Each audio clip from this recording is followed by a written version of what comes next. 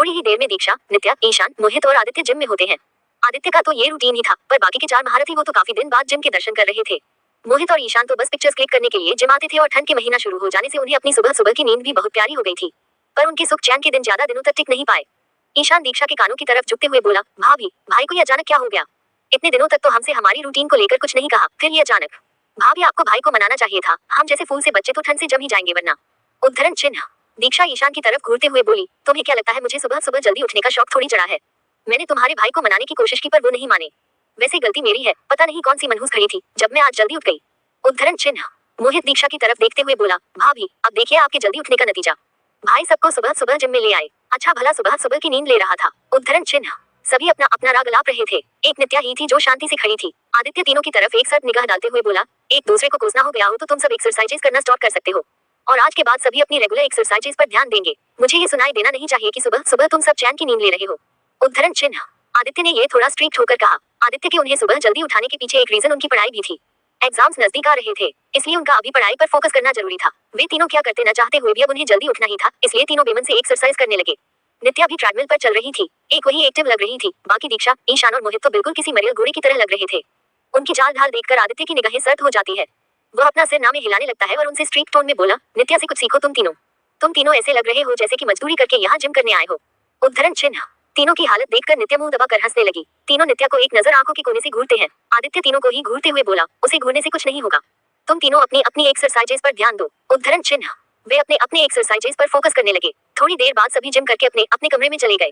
School और college जाने के लिए रेडी होने लगे। दीक्षा भी कॉलेज के लिए रेडी हो गई। ब्रेकफास्ट के बाद सभी अपने अपने काम पर निकल गए। दीक्षा का ध्यान आज पढ़ाई पर नहीं था, वह तो बस आदित्य और उसके डैड के बारे में ही सोच रही थी कि आदि आज उसे क्या बताने वाले हैं, क्या बात हो सकती है और क्या नहीं। दीक्षा के माइंड में आज पूरे कॉलेज के दौरान यही सब चल रहा था। कॉलेज की छुट्टी के बाद वह मल्होत्रा हाउस के लिए निकल गई। रास्ते भर भी उसके माइंड में यही सब चल रहा था। वह घर पहुंच गई, अपने कमरे में पहुंचकर बैकपैक को साइड में रखा और फ्रेश होकर कपड़े चेंज करने के बाद वह बेड पर लेट गई। कॉलेज से आने के बाद ये दीक्षा का फेवरेट काम हुआ करता था। आदित्य ऑफिस से आ चुका था और अभी अपने स्टडी रूम में कुछ काम कर रहा था। उसे पता था कि दीक्षा अभी सो रही है। थोड़ी देर बाद दीक्षा की नींद खुल जाती है। वह वॉशरूम में जाकर फ्रेश होने के बाद बेडरूम में आ जाती है। वह देखती है कि स्टडी रूम का दरवाजा खुला हुआ है। वह समझ जाती है कि आदित्य जरूर अभी वहीं पर मौजूद होंगे। वह स्टडी रूम के अंदर जाती है तो वह पाती है कि आदित्य सोफे पर बैठकर अपने लैपटॉप पर काम कर रहा है। दीक्षा वही दरवाजे के पास खड़ी होकर आदित्य को ही देख रही थी। आदित्य लैपटॉप पर काम करते हुए ही दीक्षा की तरफ देखे बिना बोला, वाइफी वहाँ खड़ी क्यों हो, मेरे पास आओ। आदित्य की बातें सुनकर दीक्षा को कोई हैरानी नहीं होती, क्योंकि अब तक उसे ये पता चल चुका था कि आदित्य को उसके होने या न होने की खबर उसे देखे बिना ही पता चल जाती है। वह अपने छोटे छोटे कदमों से आदित्य की तरफ बढ़ने लगी। आदित्य ने लैपटॉप बंद किया और सोफे पर अपनी आंखें बंद करके आराम से बैठ गया। दीक्षा उसके बगल में बैठ गई और उसकी निगाहें स्टडी रूम में मौजूद उस दरवाजे की तरफ चली गई जिसे उसने आज तक नहीं देखा था और उसकी हमेशा से इच्छा थी उसके बारे में जानने की। आदित्य जब दीक्षा की तरफ देखता है तो उसे उस दरवाजे की तरफ देखता हुआ पाता है। वह समझ जाता है कि इस वक्त दीक्षा के मन में क्या चल रहा है। वह दीक्षा को अपनी एक बांह से पकड़ लेता है और उसकी तरफ देखते हुए बोला, वाइफी तुम जानना चाहती थी ना कि उस कमरे में क्या है? ये हमेशा बंद क्यों रहता है और आदि ने मुझे आज तक इसके बारे में बताया क्यों नहीं? उद्धरण चिन्ह। दीक्षा हाँ में सिर हिला देती है तो आदित्य उसका हाथ पकड़कर उस कमरे की तरफ ले जाते हुए बोला, चलो वाइफी, आज मैं तुम्हें इस कमरे के बारे में बताता हूँ। ये बोलकर वह दीक्षा को उस तरफ ले जाने लगा। उसने कमरे का लॉक खोला और दीक्षा को अंदर की तरफ ले जाने लगा। अंदर बिल्कुल ही घना अंधेरा था, बिल्कुल किसी हॉरर मूवी की सीन की तरह। दीक्षा को बहुत डर लग रहा था, इसलिए उसने आदित्य की एक बांह को जोर से पकड़ रखा था। आदित्य भी समझ गया कि उसकी वाइफी डर गई है। उसने दीक्षा के हाथों पर अपनी पकड़ बनाते हुए कहा, डरो मत वाइफी, मैं यहीं तुम्हारे पास हूँ। ये बोलकर वह रूम की लाइट्स ऑन कर देता है। अंदर का नजारा देखकर दीक्षा की आंखें खुली की खुली रह गईं। अब आगे रूम का नजारा देखकर ऐसा लग रहा था जैसे किसी की यादों को बहुत ही सहेज कर सजाया गया है। दीक्षा एक एक चीजों को बहुत ध्यान से और गौर से देखने लगी। वहाँ पर एक बड़ी सी तस्वीर थी जो कि एक कपड़े से ढकी हुई थी। दीक्षा को जानने की बहुत इच्छा हो रही थी कि ये तस्वीर किसकी है, साथ ही इस कमरे में किसकी यादों को संजोया गया है। आदित्य भी वहाँ की एक एक चीजों को बहुत ध्यान से देख रहा था। दीक्षा आदित्य के पास गई और उसकी एक बांह को पकड़ते हुए उसकी तरफ देखकर बोली, आदि ये। आदित्य दीक्षा की तरफ देखते हुए बोला, बताता हूँ वाइफी, आज तुम अपने आदि के लाइफ के एक और पहलू से रूबरू होगी। उद्धरण चिन्ह। दीक्षा आदित्य की तरफ ही देख रही थी। आदित्य दीक्षा के गालों पर हाथ रखते हुए बोला, तुम यही सोचती थी ना कि मेरी मॉम की डेथ कैसे हुई? मैं मिस्टर मल्होत्रा को डैड क्यों नहीं बोलता? आदित्य की बातें सुनकर दीक्षा हाँ में सिर हिला देती है। आदित्य कमरे की तरफ देखते हुए बोला, पहले तुम ये जान लो कि मैंने इस कमरे में किसकी यादों को संजोया है, और उससे भी पहले एक बात तुम्हें बता दूं कि मैंने आज तक किसी को भी इस कमरे में आने नहीं दिया। तुम इस कमरे में आने वाली पहली शख्स हो। उद्धरण चिन्ह। दीक्षा आदित्य की तरफ ही देख रही थी। आदित्य पूरे कमरे की तरफ देखते हुए बोला, तुम्हें पता है मैं अपनी लाइफ में सबसे ज्यादा अपनी मॉम से अटैच था, उनसे सबसे ज्यादा प्यार करता था, और यहाँ मौजूद एक एक चीज उनकी याद दिलाती है मुझे। उद्धरण चिन्ह। दीक्षा आदित्य की तरफ ही देख रही होती है। आदित्य वहाँ पर रखी एक खूबसूरत सी गोल्ड की ट्रॉफी की तरफ दीक्षा को इशारे करते हुए बोला, वाइफी ये ट्रॉफी देख रही हो, उन्होंने मुझे तब दिया था जब मैं 5th स्टैंडर्ड में था और मैंने पूरे स्कूल में टॉप किया था। उद्धरण चिन्ह। दीक्षा बहुत ध्यान से उस ट्रॉफी को देखने लगी। आदित्य दीक्षा की तरफ देखते हुए बोला, तुम्हें पता है, मेरे शार्प माइंड को देखते हुए मॉम हमेशा यही चाहती थी कि मैं एक बिजनेसमैन बनूं। आज मैं देश का सबसे मशहूर बिजनेसमैन तो बन गया, पर मॉम मुझसे दूर चली गई। उद्धरण चिन्ह। ये बोलकर आदित्य की आंखों में एक नमी उतर आई थी, जिसे दीक्षा ने देख लिया। इससे ही पता चल रहा था कि आदित्य अपनी मॉम से कितना प्यार करता था। आदित्य वहां मौजूद एक एक चीजों की यादें दीक्षा के साथ शेयर कर रहा था और दीक्षा बहुत ध्यान से आदित्य की बातें सुन रही थी। फिर वह दीक्षा को अपनी मॉम की बड़ी सी तस्वीर के सामने ले आया और उस तस्वीर की तरफ देखते हुए बोला, मैंने अपनी मॉम से जुड़ी हुई सारी यादों को, उनकी तस्वीरों को इस कमरे में कैद कर लिया था। इसलिए वाइफी, आज तुम पहली बार मेरी मॉम से नहीं, हमारी मॉम से पहली बार मिलोगी। उद्धरण चिन्ह। दीक्षा एक नजर उस कपड़े से ढंकी हुई तस्वीर की तरफ देखती है, फिर आदित्य की तरफ।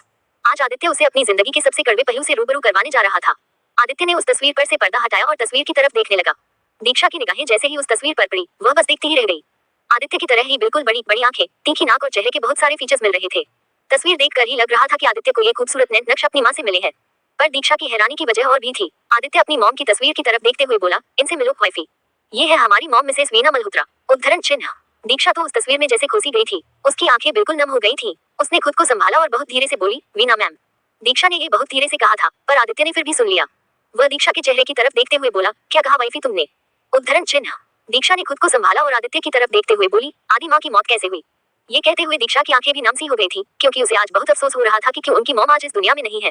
आदित्य ने एक नजर दीक्षा की तरफ देखा और एक गहरी सांस ली, जैसे वह खुद को तैयार कर रहा हो। वह दीक्षा को ले जाकर सोफे पर बिठा देता है और खुद उसके बगल में बैठते हुए उसकी तरफ देखकर बोला, वाइफी, मैं पहले वैसा नहीं था जैसा अब हूँ।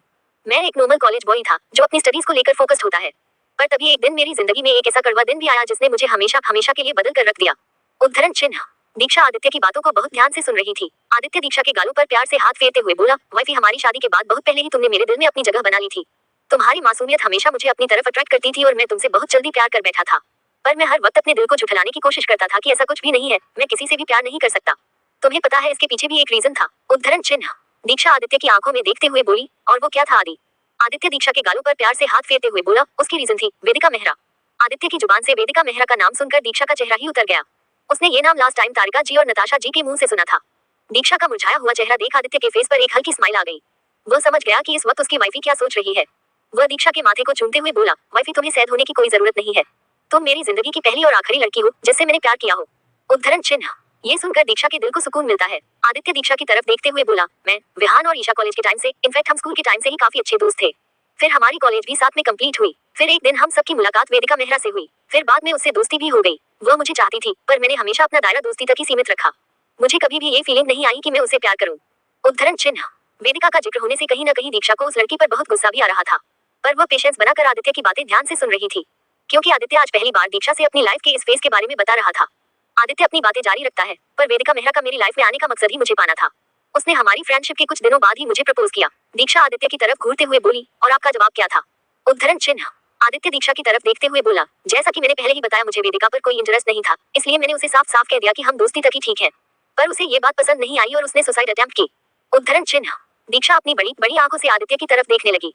आदित्य अपनी बातें जारी रखते हुए बोला, बाद में ईशा, विहान और मुझे इस बारे में पता चला। हम उस पर खूब बिगड़े थे, उसे उसकी करतूत के लिए बहुत डांटा भी। फिर ईशा और विहान ने मुझे समझाया कि वेदिका मुझसे बहुत प्यार करती होगी, शायद इसलिए उसने ऐसा किया। उन्होंने मुझे सजेस्ट किया कि मैं उसे एक मौका देकर देखूं। हालांकि मेरा दिल इस बार भी इस रिश्ते में आने की गवाही नहीं दे रहा था।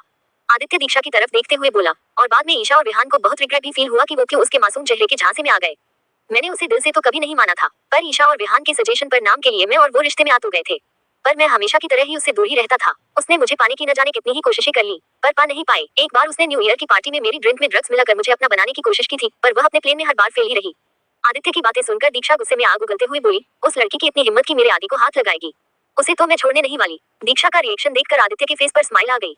वह दीक्षा को शांत करते हुए बोला, शांत हो जाओ वाइफी, पहले पूरी बात तो सुनो। उद्धरण चिन्ह।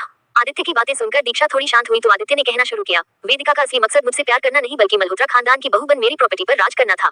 उसे मेरे पैसों से प्यार था। जब उसने देखा कि उसकी सारी कोशिशें बेकार हो रही हैं, तो उसने मल्होत्रा फैमिली पर अपनी एक नजर डाली और घर के सबसे कमजोर नश को पकड़ा। उद्धरण चिन्ह। आदित्य अपनी बातें जारी रखते हुए, और घर के सबसे कमजोर नश थे मिस्टर वरुण मल्होत्रा। तुम्हें पता है वाइफी, उस इंसान ने मेरी माँ से प्यार किया ही नहीं था, बस दादी और दादाजी के कहने पर उन्होंने मेरी मॉम से शादी कर ली। उनकी निगाह हमेशा से किसी और पर थी। मिस्टर मल्होत्रा से मिलकर वेदिका समझ गई थी कि वो इनकी मदद से मल्होत्रा हाउस में एंट्री ले सकती है। उद्धरण चिन्ह। आदित्य सामने की तरफ देखते हुए बोला, फिर वेदिका और मिस्टर मल्होत्रा ने मिलकर एक गंदा खेल खेला। वेदिका को मल्होत्रा फैमिली की बड़ी बहू बनना था और मिस्टर मल्होत्रा को मेरी मॉम को अपने रास्ते से हटाना। फिर दोनों ने प्लान बनाकर मेरी मॉम को मार डाला। उद्धरण चिन्ह। ये कहते हुए आदित्य की आंखें गुस्से से लाल हो गई थी। ऐसा लग रहा था कि वह अभी के अभी वरुण जी को मार डालेगा। ये सुनकर दीक्षा भी किसी सदमे में चली गई थी कि आदित्य की मॉम यानी वीना जी को उनके पति ने ही किसी के साथ मिलकर मौत के घाट उतार दिया। दीक्षा आदित्य के कंधे पर हाथ रखकर उसे शांत करती है, जिससे वह थोड़ा शांत हो जाता है और दीक्षा को बताने लगा, वाइफी उन्हें लगा था कि मॉम की मौत के बाद उनका रास्ता बिल्कुल क्लियर है। किसी को कुछ पता नहीं चलेगा कि मॉम की मौत के पीछे इन दोनों का हाथ था। इतने अच्छे तरीके से उन्होंने अपने प्लान को अंजाम दिया था। उद्धरण चिन्ह। आदित्य की बातें सुनकर अब दीक्षा को भी वरुण जी से नफरत होने लगी। अब उसे रियलाइज हो रहा था कि दोनों बाप बेटे के बीच नफरत की ये दीवार कैसे खड़ी हो गई। दीक्षा ने देखा था कि आदित्य, ईशान और नित्या तीनों को ही वरुण जी से कोई खास मतलब नहीं था और होना भी नहीं चाहिए था। आदित्य दीक्षा की तरफ देखते हुए बोला, पर मुझे दोनों की इस गंदी और गिरी हुई करतूत के बारे में पता चल गया। मैं वेदिका और मिस्टर मल्होत्रा को जान से मार देना चाहता था, पर दादी ने मुझे रोक लिया। वेदिका को उसके किए की सजा मॉम की मौत के अगले ही दिन मिल गई। वह एक रोड एक्सीडेंट में बेरहमी से मारी गई। उद्धरण चिन्ह। दीक्षा आदित्य की तरफ ही देख रही थी। उसे आदित्य के लिए बहुत बुरा फील हो रहा था। अब आदित्य की आंखों में हल्की नमी उतरने लगी। वह दीक्षा की तरफ देखते हुए बोला, वाइफी तुम्हें पता है, जब डॉक्टर ने मुझे मॉम की कंडीशन के बारे में बताया, मेरी तो दुनिया ही उजड़ गई थी। मैं अपनी जिंदगी में सबसे ज्यादा अपनी मॉम से अटैच था। उनके पास रहना मुझे हर वक्त एक राहत का एहसास दे जाता था। उद्धरण चिन्ह। दीक्षा आज पहली बार आदित्य की आंखों में बहुत ज्यादा दर्द देख पा रही थी। उसकी आंखों की नमी दीक्षा के दिल में भी एक दर्द जगाने का काम कर रही थी। दीक्षा ने खुद को संभालते हुए आदित्य के चेहरे को अपने हाथों में थाम लिया। आदित्य अब काफी इमोशनल होने लगा था। वह अपनी नम आंखों से दीक्षा की तरफ देखते हुए बोला, वाइफी मैं बता नहीं सकता कि उस वक्त मेरे दिल को कितनी ज्यादा तकलीफ हुई थी जब मैंने उन्हें हॉस्पिटल के बेड पर आखिरी सांसें गिनते हुए देख रहा था। मैं उस वक्त बिल्कुल अकेला पड़ गया था वाइफी। उद्धरण चिन्ह। दीक्षा अपने आप को बहुत मुश्किल से संभाल रही थी क्योंकि उसे पता था कि इस वक्त उसे आदित्य को संभालना पड़ेगा। आदित्य अपनी आंखों में आंसू लेकर बोला, वाइफी मैंने मॉम को रोकने की बहुत कोशिश की कि वो मुझे छोड़कर और हम सबको छोड़कर मत जाए, पर वो नहीं मानी और मुझे हमेशा हमेशा के लिए छोड़कर बहुत दूर चली गई। यही आदित्य का ब्रेकिंग पॉइंट था। इसके बाद वह पूरी तरह से टूट गया और किसी छोटे बच्चे की तरह फूट फूट कर रोने लगा। उसने दीक्षा की कमर के चारों तरफ अपने हाथ लपेटे हुए थे और दीक्षा के सीने में अपना चेहरा छिपाया हुआ था। आज आदित्य दीक्षा के सामने अपने सीने में छिपे सालों के दर्द को बहा रहा था जो उसने अपने तक ही सीमित रखा था। दीक्षा भी यही चाहती थी कि आदित्य उसके सीने से लगकर अपनी तकलीफों को बहा दे ताकि उसका मन हल्का हो जाए। दीक्षा की आंखों से भी लगातार आंसू बह रहे थे। वह अपने दोनों हाथों से आदित्य को किसी छोटे बच्चे की तरह हकिए हुए अपने सीने में छिपाए हुए थी।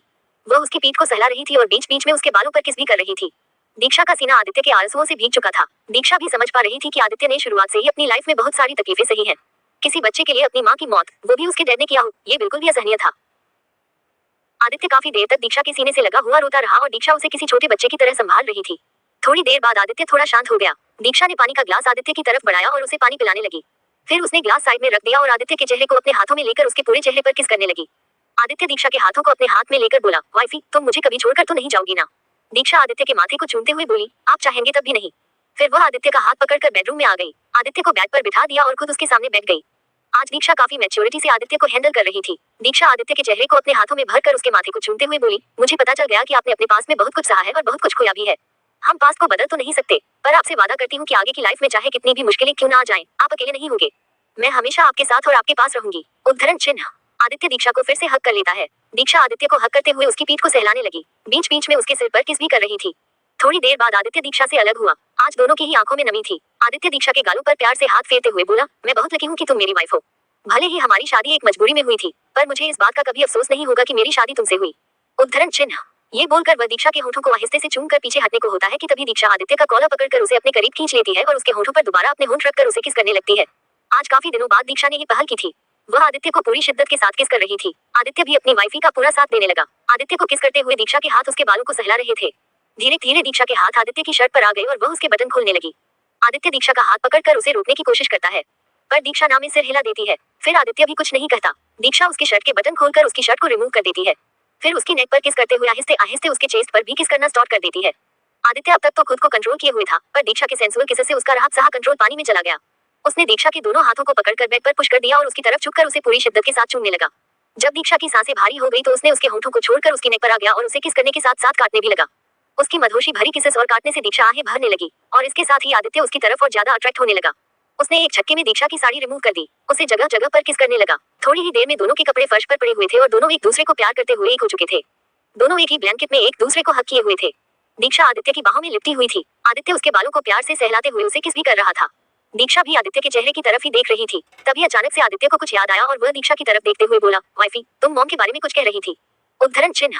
दीक्षा आदित्य के चेहरे की तरफ देखते हुए बोली, आदि वीना माँ सिर्फ आपकी माँ ही नहीं बल्कि मेरी टीचर भी थी। दीक्षा की बातें सुनकर आदित्य अपनी बड़ी बड़ी आंखों से दीक्षा को देखने लगा और बोला, इसका मतलब है कि तुम मॉम को पहले से जानती हो। उद्धरण चिन्ह। दीक्षा, सिर्फ जानती ही नहीं हूँ बल्कि बहुत अच्छे से जानती हूँ। मुझे नहीं लगा था कि वीना मैम आपकी मॉम है। आदि आपको पता है, मेरी मम्मा और आपकी मॉम बेस्ट फ्रेंड्स थी। उद्धरण चिन्ह। आदित्य को याद आया कि बहुत समय पहले उसकी मॉम ने अपनी बेस्ट फ्रेंड कीर्ति का जिक्र किया था, पर वीना जी की दोस्ती दीक्षा की मॉम कीर्ति जी से बहुत पहले की थी। जब वीना जी और कीर्ति जी की शादी भी नहीं हुई। जब वीना जी की शादी हुई तब कुछ साल के लिए वो जयपुर में ही रही और एक स्कूल में पढ़ाने लगी। वहाँ दीक्षा वीना जी की फेवरेट स्टूडेंट हुआ करती थी। वीना जी एक बहुत ही टैलेंटेड और नई सोच की महिला थी। उन्हें शुरू से ही आर्टिस्ट का बहुत शौक था। वीना जी ने दीक्षा के अंदर के टैलेंट को पहचान लिया और उसे वो सब कुछ सिखाया जो उन्हें आता था। दीक्षा ने भी बहुत मेहनत से वीना जी की हर सीख को बहुत अच्छे से सीखा। वीना जी एक बहुत अच्छी पेंटर भी थी। पेंटिंग के थ्रू वो अपने आप को एक्सप्रेस करती थी। ये टैलेंट वक्त के साथ दीक्षा में भी आ गया। इसलिए उस दिन जब दीक्षा आदित्य के स्टडी रूम में कैनवस पर पेंटिंग कर रही थी तो उसकी पेंटिंग में आदित्य को अपनी मॉम की झलक दिखाई थी। पर वीना जी की पेंटिंग की झलक को अपनी पेंटिंग्स में उतार पाना कोई मामूली काम नहीं था। इसके लिए बहुत ज्यादा मेहनत और लगन चाहिए होती थी और दीक्षा में सीखने की वो ललक पहले से थी। वीना जी के लिए दीक्षा सिर्फ उनकी स्टूडेंट ही नहीं बल्कि उनकी बेटी की तरह थी। वीना जी दीक्षा से इतना प्यार करने लगी कि उन्होंने कीर्ति जी से ये तक कह दिया था कि वह दीक्षा को अपनी बहू बनाएंगी। उस वक्त कीर्ति जी उन्हें हंसकर बस यही कहती थी कि दीक्षा पर मुझसे ज्यादा तुम्हारा हक है। कुछ इस तरह की बॉन्डिंग थी उनके बीच। पर आदित्य उसने कीर्ति जी को कभी नहीं देखा था, बस अपनी मॉम के मुंह से उनकी और उनकी बेटी का जिक्र करते सुना था। वीना जी अक्सर आदित्य से दीक्षा के बारे में बातें करती थी और उसे हमेशा कहती थी कि वह बहुत ही ज्यादा प्यारी और बहुत टैलेंटेड लड़की है। आदित्य को अक्सर अपनी मॉम पर गुस्सा आता जब वह हमेशा दीक्षा की तारीफ करती रहती। कभी कभी तो वह चिढ़ जाया करता और अपनी मॉम से शिकायत करते हुए बोलता, तो माँ क्या अब मैं आपका फेवरेट बेटा नहीं रहा? क्या अब आपको वो प्यारी स्टूडेंट आपकी फेवरेट है? उद्धरण चिन्ह। आदित्य को चिढ़ता देख वीना जी बस स्माइल कर देती और बोलती, बेटा मैं तुम दोनों से ही उतना ही प्यार करती हूँ, ना किसी से ज्यादा न किसी से कम। पर आदित्य को फिर भी तसल्ली नहीं होती। वह अपनी माँ के प्यार को किसी के साथ बांटना नहीं चाहता था। इसलिए जब भी उसके सामने दीक्षा की जिक्र होती उसे चिढ़ मचलने लगती। वह अपनी मॉम से हमेशा कहता कि मैं आपकी उस प्यारी स्टूडेंट से मिलना चाहता हूँ और ये देखना चाहता हूँ कि वो सचमुच बहुत टैलेंटेड है या आप बस ऐसे ही मुझे जलाने के लिए उसकी तारीफ करती रहती हैं। आज आदित्य को वो सब याद आ रहा था। दीक्षा आदित्य के सीने में सिर रखे उसकी तरफ देखते हुए बोली, आदि आप क्या सोच रहे हैं? आदित्य दीक्षा के बालों पर प्यार से हाथ फेरते हुए बोला, वाइफी माँ अक्सर अपनी किसी बेस्ट फ्रेंड का जिक्र किया करती थी और उससे भी ज्यादा अपनी प्यारी सी स्टूडेंट का। उद्धरण चिन्ह। ये सुनकर दीक्षा के चेहरे पर एक प्यारी सी स्माइल आ गई। पर आदित्य की आगे की बात सुनकर जल्द ही चली भी गई। आदित्य दीक्षा की तरफ देखते हुए बोला, माँ अक्सर अपनी किसी स्टूडेंट के बारे में बातें करती और उसकी बहुत तारीफ भी करती थी और मैं हमेशा चिढ़ता रहता था। एक दिन मैंने उनसे कहा भी कि मैं आपकी स्टूडेंट से मिलना चाहता हूँ और ये देखना चाहता हूँ कि वो सच में इतनी टैलेंटेड है या आप ऐसे ही। उद्धरण चिन्ह। आदित्य इतना ही बोल पाया था कि दीक्षा गुस्से में आदित्य को धक्का देते हुए उसे मुंह फेर लेती है। आदित्य अपनी वाइफी का गुस्सा देखकर स्माइल करता है। वह दीक्षा की कमर में हाथ डालकर एक झटके में उसे अपने करीब खींच लेता है और उसकी पीठ को अपने सीने से सटा लेता है। दीक्षा गुस्से में आदित्य के हाथ जो उसकी कमर पर थे उसे छुड़ाने की कोशिश करती है, पर आदित्य की पकड़ बहुत मजबूत थी इसलिए वो छुड़ा नहीं पाई। आदित्य उसे अपनी तरफ पलट देता है और स्माइल करते हुए उसकी गुस्से से लाल हो चुकी छोटी सी नाक को देखने लगा। गुस्सा करते हुए दीक्षा किसी मासूम सी क्यूट पपी की तरफ लग रही थी। वह स्माइल करते हुए उसकी छोटी सी नाक को पींच कर देता है। दीक्षा गुस्से में आदित्य के हाथों को झटक देती है और अपनी नाक को सहलाते हुए गुस्से में बोली, आपको क्या लगता है वीना माँ की स्टूडेंट सच में टैलेंटेड है या वो ऐसे ही आपके पास उसकी तारीफ करती थी? उद्धरण चिन्ह। आदित्य दीक्षा को टीज करते हुए बोला, सोचना पड़ेगा वाइफी। इतना सुनते ही दीक्षा आदित्य को गुस्से में घूरते हुए बोली, आप बहुत बुरे हैं। ये बोलकर वह आदित्य से मुंह मोड़ लेती है। आदित्य उसकी कमर पर हाथ डालकर उसे अपनी तरफ कर लेता है। दीक्षा उससे छूटने के लिए छटपटाते हुए बोली, छोड़िए मुझे आपसे बात नहीं करनी। उद्धरण चिन्ह। दीक्षा को चिढ़ता देख आदित्य उसके चेहरे के बेहद करीब आकर अपनी सेंसुअल वॉइस में बोला, वाइफी तुम्हें पता है ना तुम गुस्सा करती हो तो कितनी हॉट लगती हो। मन कर रहा है कि तुम्हें अभी के अभी खा जाऊं। ये बोलकर वह दीक्षा के गालों को काट लेता है। दीक्षा की एक चीख निकल जाती है और वह अपने गालों को रब करते हुए आदित्य को गुस्से से घूरने लगी। आदित्य उसे अपने सीने में छिपा लेता है। दीक्षा किसी छोटे से बच्चे की तरह शिकायत करते हुए बोली, आदि आप सच में बहुत गंदे हैं। क्या सच में मैं टैलेंटेड नहीं हूँ? उस दिन तो आप मेरी पेंटिंग की इतनी तारीफ कर रहे थे। उद्धरण चिन्ह। दीक्षा का मासूम सा चेहरा देखकर आदित्य को उस पर बहुत प्यार आ रहा था। वह अपनी वाइफी को थोड़ा और परेशान करना चाहता था, पर वह रुक गया क्योंकि उसे पता था कि अगर दीक्षा अपने कोप भवन में बैठ गई तो उसे मनाना मुश्किल हो जाएगा। आदित्य दीक्षा को अपनी बाहों में समेटते हुए बोला, उस वक्त मुझे थोड़ी पता था कि मॉम की प्यारी सी स्टूडेंट से एक दिन मेरी शादी हो जाएगी और मैं उसे इतना प्यार करने लगूंगा जितना शायद मैंने खुद से भी न किया हो। ये सुनकर दीक्षा के फेस पर एक स्माइल आ जाती है। दीक्षा आदित्य के चेहरे की तरफ देखते हुए बोली, आदि वीना माँ मेरी मम्मा से कहा करती थी कि वो मुझे अपनी बहू बनाना चाहती हैं। पर उस वक्त मैं छोटी थी, शादी के बारे में बिल्कुल भी समझ नहीं थी। मैं ये सुनकर हंसने लग जाती थी, पर मुझे नहीं पता था कि मैं सच में उनकी बहू बन जाऊंगी। पर देखिए ना, आज उनकी इच्छा तो पूरी हो गई, पर माँ हमारे साथ नहीं है। ये बोलकर दीक्षा की आंखों से आंसू निकल जाता है। आदित्य बहुत प्यार से दीक्षा के आंसुओं को साफ करता है और उसे ब्लैंकेट से अच्छी तरह कवर करते हुए उसके माथे को चूम कर बोला, अभी थोड़ी देर पहले तो तुम मुझे संभाल रही थी और अब तुम ही रो रही हो। हम। वह दीक्षा को संभालने के लिए उसे अपनी बाहों में कस लेता है। दीक्षा रोते हुए बोली, मुझे माँ की बहुत याद आ रही है। उन्हें देखने का बहुत मन हो रहा है। आदि प्लीज, आप तो बहुत पावरफुल बिजनेसमैन है ना, ऐसा कोई काम नहीं है जो आपके बस में न हो। प्लीज आप एक बार मॉम को भी वापस ले आइए ना। उद्धरण चिन्ह। दीक्षा इस वक्त काफी इमोशनल हो गई थी। आदित्य भी दीक्षा की हालत समझ रहा था। वह उसे खुद से चिपकाते हुए उसके सिर पर प्यार से किस करके बोला, शश शांत हो जाओ वाइफी। ये बोलकर वह दीक्षा के आंसुओं को साफ कर देता है। फिर दीक्षा के होठों पर एक लाइट किस करते हुए बोला, दीक्षा मॉम अभी मेरे पास नहीं है। बदकिस्मती से उनका साया हमारे सिर से उठ चुका है, पर मुझे खुशी है कि मेरी लाइफ में तुम हो और तुम्हें मैं किसी भी कीमत मत खो नहीं सकता जान। मैं सब कुछ बर्दाश्त कर सकता हूँ, पर तुम्हारी आंखों आंसू नहीं, इसलिए खुद को संभालो। हम। उद्धरण चिन्ह। ये बोलकर वह दीक्षा की पीठ को सहलाने लगा। दीक्षा आदित्य के सीने में अपना सिर रखे हुए थी। आदित्य ये इमेजिन कर रहा था कि अगर आज उनकी माँ जिंदा होती तो उनकी फैमिली कैसी लगती। सब तरफ बस खुशियां ही खुशियां होती। हालांकि वीना जी की डेथ के बाद वरुण जी को अपनी गलती का एहसास हुआ, पर तब तक उन्होंने अपने प्यार यानी तारिका जी से शादी भी कर ली थी। बाद में उन्हें अपनी गलती का एहसास हुआ। बाद में उन्हें रियलाइज हुआ कि उनके हाथों से कितना बड़ा पाप हो गया। उनका पछतावा देखकर शीतल जी ने उन्हें मल्होत्रा हाउस में रहने की परमिशन तो दे दी, पर उन्होंने आदित्य, ईशान और नित्या को हमेशा हमेशा के लिए खो दिया। वरुण जी, उन तीनों के लिए एक कातिल से ज्यादा और कुछ नहीं थे। उन तीनों के लिए उनका होना न होना एक ही बात थी। जब उन्हें अपनी गुनाह का एहसास हुआ, उन्होंने अपने बच्चों और शीतल जी से माफी मांगने की बहुत कोशिश की, पर उनका गुनाह इतना बड़ा था कि उन्हें किसी से भी माफी नहीं मिल पाई। आदित्य का बिहेवियर तारिका जी की तरफ न्यूट्रल होने का रीजन ये था कि आदित्य की मॉम की मौत के पीछे उनकी कोई इन्वॉल्वमेंट नहीं थी। बस इसी वजह से वो मल्होत्रा हाउस में रह पा रही थी। पर आदित्य को बाद में रियलाइज हुआ कि वरुण जी से प्यार का नाटक करना तो बस एक बहाना था, उनका असली मकसद आदित्य की प्रॉपर्टी हासिल करनी थी। फिर क्या था, वह तारिका जी की एक एक्टिविटी पर नजर रखने लगा। वैसे तो आदित्य फैमिली के हर एक मेंबर के बारे में पूरी खबर रखता था। आदित्य को कुछ सोचता देख दीक्षा अपनी टिमटिमाती आंखों से उसकी तरफ देखते हुए बोली, आदि आप क्या सोच रहे हैं? उद्धरण चिन्ह।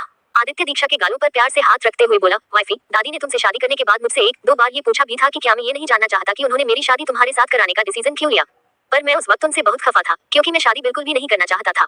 बस दादी के दबाव में आकर मैं शादी कर रहा था। उद्धरण चिन्ह। दीक्षा आदित्य की तरफ ही देख रही थी। आदित्य दीक्षा के बालों को प्यार से सहलाते हुए बोला, शायद दादी को ये पहले से पता थी कि तुम वही हो जिसकी शादी मॉम मुझसे करवाना चाहती थी। उद्धरण चिन्ह। शादी की बात सुनकर दीक्षा को अपनी शादी याद आ जाती है। कैसे उसे जबरदस्ती मंडप पर बैठाया गया था, वह कितनी ज्यादा डर और सहम गई थी। दीक्षा के चेहरे के बदलते भावों को देखकर आदित्य उसकी तरफ देखते हुए फिक्र भरी टोन में बोला, वाइफी क्या हुआ? तुम क्या सोच रही हो? उद्धरण चिन्ह। दीक्षा आदित्य की तरफ अपनी मासूम आंखों से देखते हुए बोली, आदि आपको पता है उस वक्त मैंने कैसा महसूस किया था जब आपने जबरदस्ती मेरा हाथ पकड़कर दादी माँ के कहने पर मंडप में मुझे ले आए थे। उद्धरण चिन्ह। आदित्य अपनी वाइफी के दर्द को अच्छी तरह समझ सकता था, पर उस वक्त उसके माइंड की सिचुएशन क्या थी, यह उसके अलावा और कोई नहीं जान सकता था। आदित्य इस वक्त दीक्षा को उसकी बातों से डिस्ट्रैक्ट करने की कोशिश करने लगा। वह उसके आंसुओं को साफ करते हुए उसके माथे पर बार बार किस करने लगा। थोड़ी ही देर में दीक्षा को वह संभाल लेता है और उसे थोड़ा नॉर्मल करने की कोशिश करता है। रात काफी हो चुकी थी और अब धीरे धीरे दीक्षा की आंखें भी बंद होने लगी। आदित्य दीक्षा के मासूम से चेहरे को निहारते हुए उसे ही देखने में लगा हुआ था। जब उसे एहसास हो गया कि उसकी वाइफी अब नींद के आगोश में जा चुकी है, तो वह उसे ठीक से ब्लैंकेट से कवर कर देता है और उसे अपनी बाहों में लेकर अपनी आंखें बंद कर लेता है। वह अपनी बंद आंखों के साथ ही दीक्षा के होंठों पर एक लाइट किस करता है और उसे खुद से चिपका कर उसके माथे को चूमकर वह अपनी आंखें बंद कर लेता है। थोड़ी ही देर में उस बंद कमरे में दोनों की सांसों की आवाज सुनाई पड़ने लगी। खुराना पैलेस। ईशा रूम की बालकनी के पास खड़ी होकर कुछ सोच रही थी। इस वक्त वह ग्रीन और रेड कलर कॉम्बिनेशन वाली खूबसूरत सी साड़ी में थी। उसके खुले बाल हवा के झोंकों के कारण लहरा रहे थे। तभी अचानक से उसकी कमर पर कुछ रेंगता हुआ फील हुआ। पहले तो ईशा डर गई, फिर उस खुशबू और एहसास को फील करके वह रिलैक्स हो गई। ईशा, विहान, तुमने तो मुझे डरा ही दिया था। विहान ईशा की कमर पर अपनी पकड़ मजबूत करते हुए ईशा की नेक को चूम लेता है। ईशा जो किसी गहरी सोच में डूबी हुई थी, विहान के अचानक इस तरह से नेक पर किस करने पर वह सहज जाती है।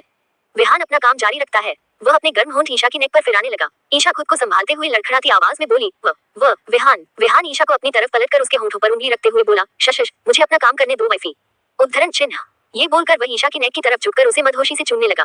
ईशा विहान को खुद से दूर करते हुए बोली, विहान, तुम ऑफिस से आए हो, कपड़े तो चेंज कर लो पहले, फिर ये सब। पर विहान ने ईशा की एक नहीं सुनी और उसे अपनी गोद में उठाकर बेड पर ले आया और उसे बेड पर लेटाकर अपना ब्लेजर रिमूव करते हुए अपनी टाई उतारकर भी साइड में फेंक देता है।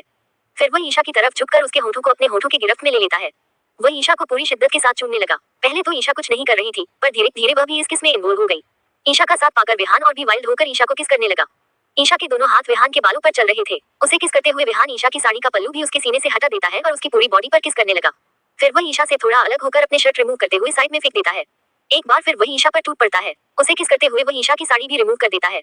ईशा इस वक्त ब्लाउज और पेटीकोट में थी। उसे बहुत शर्म आ रही थी, इसलिए वह अपने सीने को अपने दोनों हाथों से छिपाने लगी। विहान ने उसके दोनों हाथ उसके सीने से हटाकर बेड पर पुश कर देता है और एक नजर ईशा को देखने लगा। उसकी पतली कमर और नाविल के पास एक गहरा काला तिल देखकर विहान तो पागल ही हो गया था। वह ईशा के पेट के पास झुककर उसे पूरी मदहोशी से चूमने लगा। वह ईशा को चूमने के साथ साथ उसे काट भी रहा था, जिससे ईशा आहें भरने पर मजबूर हो रही थी। वह विहान को रोकने के लिए बोल रही थी, पर विहान पर तो जैसे ईशा को पाने का जुनून सवार था। उसे ईशा की आवाज सुनाई ही नहीं पड़ रही थी। विहान ईशा को मदहोशी से चूमने में लगा हुआ था कि तभी उनके बेडरूम के दरवाजे पर कोई नॉक करता है। विहान पहले तो इग्नोर करता है, क्योंकि इस वक्त वह ईशा को प्यार करने में बिजी था। पर जब नॉक होना जारी रहता है तो उसे सामने वाले पर बहुत गुस्सा आने लगा। ईशा विहान को रोकते हुए बोली, विहान, मुझे लगता है कि दरवाजे पर कोई है। उद्धरण चिन्ह। विहान दरवाजे की तरफ गुस्से से घूरने लगा, क्योंकि उसे ये डिस्टर्बेंस बिल्कुल पसंद नहीं आई। न चाहते हुए भी उसे ईशा को छोड़ना पड़ा। ईशा क्लोजेट रूम में जाकर अपने कपड़े कर वापस आती है। वहीं विहान भी अपनी शर्ट पहनकर जब दरवाजा खोलता है तो सामने उसकी छोटू सी भांजी आरोही अपनी टिमटिमाती आंखों से उसे देख रही थी। आरोही को देखकर विहान का सारा गुस्सा चला जाता है और वह उसे अपनी गोद में उठाते हुए बोला, छोटू भैया, आप यहाँ। आरोही अपनी मासूम भूरी आंखों से अपने मामू को देखते हुए बोली, मामू, आप दरवाजा क्यों नहीं खोल रहे थे? उद्धरण चिन्ह। आरोही का सवाल सुनकर ईशा को बहुत शर्म आ रही थी। विहान आरोही के गालों को चूमते हुए बोला, बेटा, मामू कुछ इंपॉर्टेंट काम कर रहे थे इसलिए। अच्छा, अब ये बताइए कि आप किस लिए आए हैं? उद्धरण चिन्ह। आरोही अपनी ड्राइंग बुक अपने हाथों में लेकर ईशा की तरफ जाते हुए अपनी प्यारी आवाज में बोली, मामी, टीचर ने होमवर्क दिया है, क्या आप ड्राइंग करने में मेरी हेल्प करेगी? ईशा आरोही को गोद में लेते हुए उसके गालों पर किस करते हुए बोली, ऑफ कोर्स बेटा, मामी आपकी हेल्प जरूर करेगी। पर तभी ईशा की कमर में जोर का दर्द होता है और उसकी आह निकल जाती है। वह अपनी कमर को सहलाने लगी। उसकी आह सुनकर विहान जल्दी से ईशा के पास आ गया। आरोही अपनी मामी की तरफ फिक्र भरी निगाहों से देखते हुए बोली, मामी क्या हुआ, आप ठीक तो हो? विहान भी ईशा की तरफ फिक्र भरी निगाहों से देखते हुए बोला, तुम ठीक हो ना वाइफी? क्या कमर में ज्यादा दर्द हो रहा है? उद्धरण चिन्ह। ईशा विहान को खा जाने वाली नजरों से घूरती है, क्योंकि इस दर्द का कारण भी वही था। पिछली रात को उसने ईशा को बहुत परेशान किया था। ईशा के बार बार रिक्वेस्ट करने पर भी नहीं माना था, इसलिए ईशा आज उसे गुस्से से घूर रही थी। विहान इधर उधर देखने में लगा हुआ था, क्योंकि उसे भी पता था कि उसकी वाइफी उसे क्यों घूर रही है।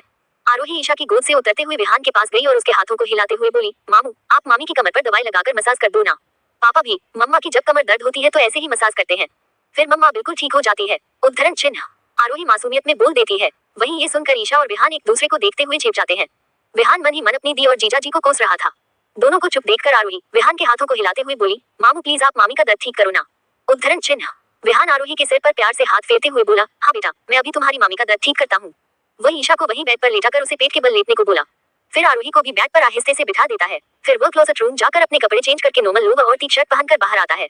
आरोही अपनी फिक्र भरी निगाहों से अपनी मामी को देख रही थी। वह एक मासूम बच्ची थी। हाँ, शरारतें भी बहुत करती थी, पर उसे किसी की तकलीफ देखकर उसे भी तकलीफ होती थी। बच्चे तो होते ही मासूम हैं। विहान ड्रॉअर से ऑइंटमेंट लेकर बेड पर बैठ जाता है। फिर वह ईशा की साड़ी को उसकी कमर से हटाकर उस पर ऑइंटमेंट लगाता है और हल्के हाथों से उसे मसाज देने लगा। अपने मामू को देखकर आरोही भी अपने छोटे छोटे हाथों से ईशा की कमर पर मसाज करने लगी। आरोही के क्यूट से टच को फील करके ईशा के फेस पर एक स्माइल आ गई। तभी छोटी आरोही की निगाहें ईशा की कमर पर बने बाइट मार्क पर जाती है, जो कल रात विहान ने बनाया था। आरोही को लगा कि उसकी मामी को किसी कीड़े ने काटा होगा। वह आहिस्ते से उस बाइट मार्क को छूने लगी, जिससे ईशा को एक तेज जलन हुई और उसकी एक आह निकल गई। ये देखकर आरोही अपनी मासूम आवाज में बोली, सॉरी मामी, मैं आपको हर्ट करना नहीं चाहती थी। आरोही का सहमा हुआ मासूम सा चेहरा देखकर ईशा उसके सिर पर प्यार से हाथ फेरते हुए बोली, इट्स ओके बेटा। उद्धरण चिन्ह। आरोही अपनी टिमटिमाती आंखों से ईशा की कमर की तरफ पॉइंट करते हुए बोली, मामी क्या आपको किसी जहरीले कीड़े ने काटा है? आपकी कमर पर ना चोट के निशान बन गए हैं। ईशा विहान की तरफ गुस्से से घूरने लगी। आरोही विहान की तरफ देखते हुए बोली, मामू बताए ना, क्या मामी को बड़े से मॉस्किटो ने बाइट किया? उद्धरण चिन्ह। विहान का चेहरा इस वक्त देखने लायक था। वह अपनी छोटू बिया को कैसे बताए कि वो मॉस्किटो और कोई नहीं उसके मामू है, पर वह बच्चे के सामने कुछ नहीं कह सकता था। ईशा को शर्म के साथ साथ विहान की हालत पर बहुत हंसी भी आ रही थी। वहीं आरोही मासूमियत से अपने मामू की तरफ जवाब की आस में देख रही थी। विहान, हाँ बेटा, मामी को मॉस्किटो ने बाइट किया है। ये सुनकर वह अपने मामू की तरफ देखते हुए बोली, मामू आप ना मामी का ख्याल रखा करो, मॉस्किटो के काटने से मामी बीमार भी पड़ सकती है। उद्धरण चिन्ह। विहान आरोही के सिर पर प्यार से हाथ फेरते हुए बोला, ओके नेक्स्ट टाइम से मैं ध्यान रखूंगा कि आपकी मामी को ज्यादा जोर से बाइट न करूं। विहान का जवाब सुनकर ईशा एक नजर आरोही को देखती है, फिर गुस्से से विहान को घूरती है, क्योंकि विहान की जबान फिसल गई थी। विहान झट से खुद को करेक्ट करते हुए बोला, मेरे कहने का मतलब है कि आप फिक्र मत करो, आपके मामा आपकी मामी का ध्यान रखेंगे। थोड़ी देर की मसाज के बाद ईशा का कमर दर्द बिल्कुल ठीक हो जाता है। ईशा की कमर को मसाज करते वक्त विहान की निगाहें उसकी कमर पर बने गहरे काले तिल पर पड़ती है, जिसे देखकर वह सेड्यूस हो रहा होता है। ईशा की पतली गोरी कमर वैसे ही इतनी अट्रैक्टिव थी, ऊपर से इस पर ये गहरा काला तिल। वह बहुत मुश्किल से खुद को कंट्रोल कर रहा था। अगर यहाँ पर आरोही नहीं होती तो विहान अभी तक ईशा को खा चुका होता, पर इस वक्त वह कुछ नहीं कर सकता था। वह मन ही मन अपनी किस्मत को कोस रहा था। वह मन ही मन खुद से बोला, क्या किस्मत है मेरी, मेरे सामने मेरी हॉट वाइफी इस तरह से लेटी हुई है और मैं चाहकर भी कुछ नहीं कर पा रहा हूँ। थोड़ी देर तक मसाज करने के बाद ईशा को राहत मिलती है और वह बेड पर उठकर बैठ जाती है। आज ईशा और विहान की किस्मत खराब थी, इसलिए नन्ही आरोही का ध्यान ईशा के नेक के बाइट मार्क पर भी चली जाती है, जो कि बहुत अच्छे से नजर आ रही थी। वह उस निशान की तरफ पॉइंट करते हुए बोली, मामी क्या मच्छर ने आपको यहाँ पर भी जोर से काटा है? उद्धरण चिन्ह। ये देखकर ईशा झट से अपनी साड़ी से उस निशान को कवर करते हुए बोली, हाँ बेटा। ईशा विहान को गुस्से से घूरने लगी। विहान आरोही की तरफ देखकर मन ही मन बोला, छोटू भी आज तो आप अपनी मामी के हाथों से मामू का कत्ल करवा कर ही मानोगी। उद्धरण चिन्ह। ईशा आरोही को उसके होमवर्क में हेल्प करने लगी। वहीं विहान वहीं ईशा और आरोही के पास लेटकर ईशा की साड़ी के पल्लू से खेल रहा था। ईशा आरोही को समझाने में बिजी थी, इसलिए उसका इस तरफ ध्यान नहीं गया। थोड़ी देर बाद फैमिली के लगभग सभी मेंबर लिविंग एरिया में बैठकर अपनी कॉफी और टी एंजॉय कर रहे थे। विहान के डैड शेखर जी और उसके जीजू विकास दोनों साथ में बैठे हुए थे। विहान ईशा के पास बैठकर कॉफी पी रहा था। सारिका जी और आकृति दोनों पास में बैठी थी। आरोही वहीं उनके बगल में बैठकर अपने टॉयज के साथ खेल रही थी। तभी अचानक से उसे कुछ याद आ गया और वह अपनी नानी मम्मा और मम्मा की तरफ देखते हुए बोली, मम्मा मम्मा। आरोही की प्यारी सी आवाज सुनकर सबका ध्यान उसकी तरफ चला गया। आरोही अपनी टिमटिमाती आंखों से सबकी तरफ देखते हुए बोली, मामी की कमर और नेक पर ना मॉस्किटो ने बहुत जोर से बाइट कर दिया है। मामी को बहुत दर्द भी हो रहा था। उद्धरण चिन्ह। ईशा तो शर्म के मारे चुल्लू भर पानी में डूब जाना चाहती थी, क्योंकि आरोही ने सबके सामने ये बात कही थी। अपनी बेटी की मासूमियत देखकर आकृति मन ही मन हंसने लगी। वह एक नजर ईशा की तरफ देखती है, जो शर्म से पानी पानी हो रही थी। वहीं विहान को तो जैसे कोई फर्क ही नहीं पड़ा हो। वह आराम से बेशर्म होकर अपनी कॉफी पी रहा था। ईशा उसे खा जाने वाली नजरों से घूरती है, तो विहान उसकी तरफ देखकर इशारे में बोला, अब मैंने क्या किया? उद्धरण चिन्ह। आकृति ईशा के शर्म से गुलाबी चेहरे को देखती है तो उसे टीज करते हुए बोली, लगता है किसी जहरीले मच्छर ने काटा है ना ईशा? ईशा तो आकृति दी के टीजिंग टोन को सुनकर ही शर्म से पानी पानी हो रही थी। उसने धीरे से बस हाँ में सिर हिला दिया। दिन के बाद सभी अपने अपने रूम में आ गए। ईशा विहान को गुस्से से घूरते हुए अपने रूम में आ गई।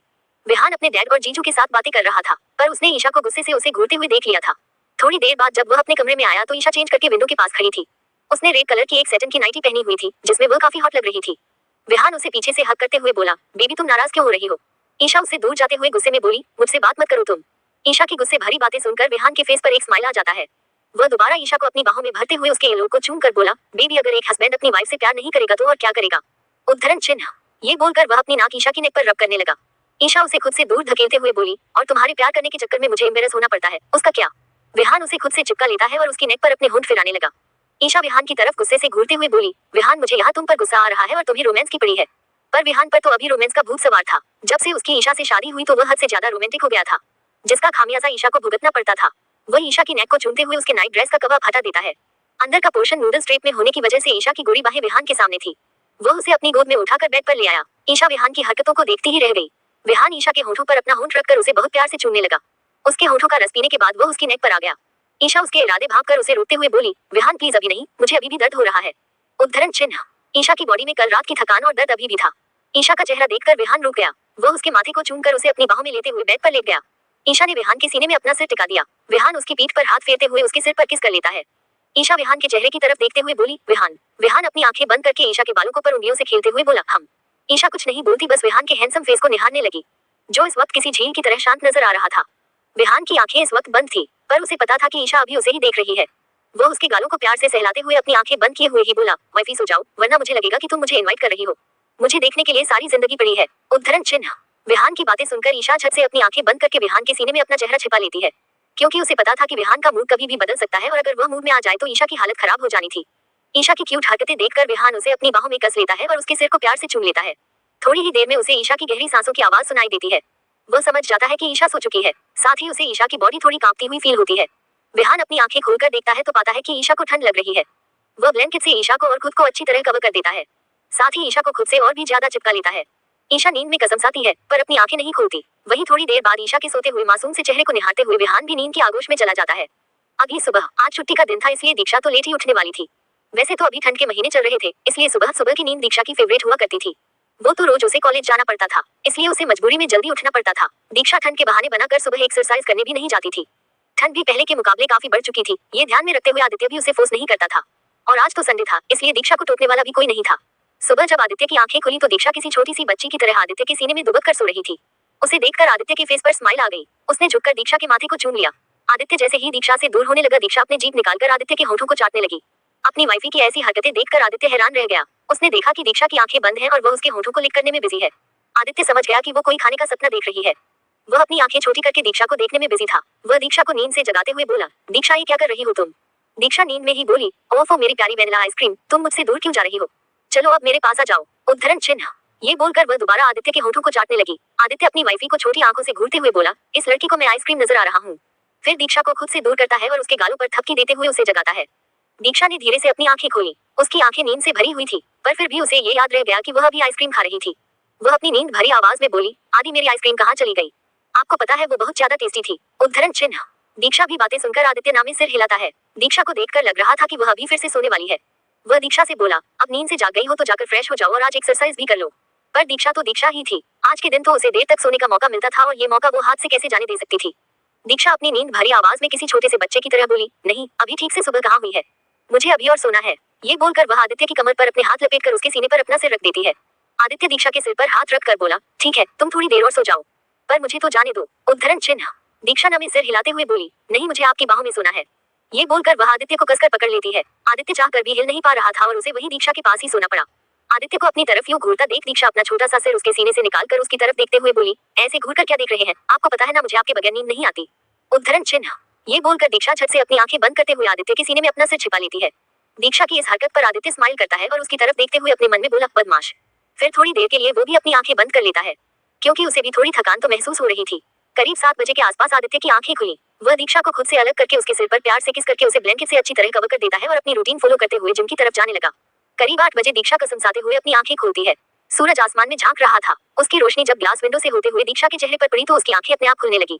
आदित्य ने जानबूझकर जिम जाते वक्त ही खिड़की के पर्दे हटा दिए थे, ताकि सूरज की रोशनी पड़ते ही दीक्षा की नींद खुल जाए।